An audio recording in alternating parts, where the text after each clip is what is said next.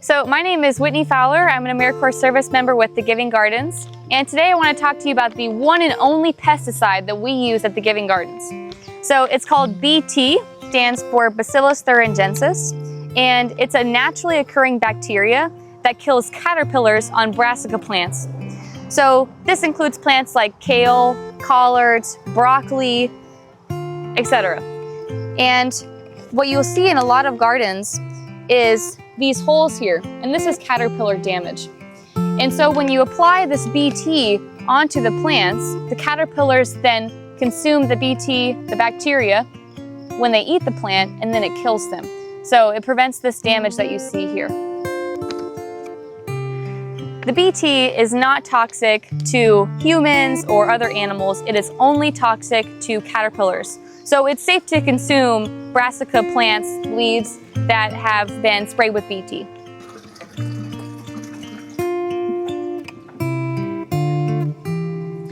Preparing the BT is really simple. You just need some water, you need the BT powder, and then you need a spray bottle.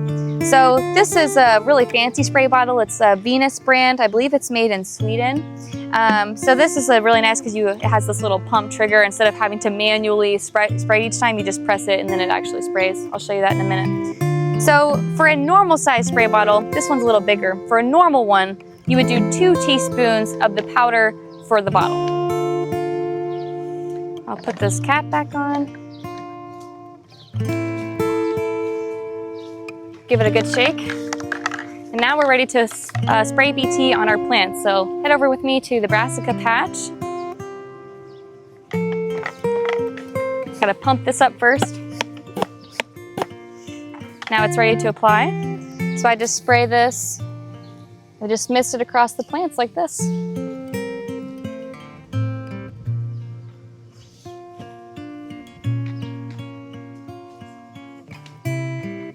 We apply BT at least weekly in the Giving Gardens. You can go ahead and apply it more often, especially if you have a bad problem like we've got here. Also, the BT does wash off in the rain. If you do have a rain event, it's good to go ahead and reapply the BT after it rains. Another really important thing about BT is how you store it.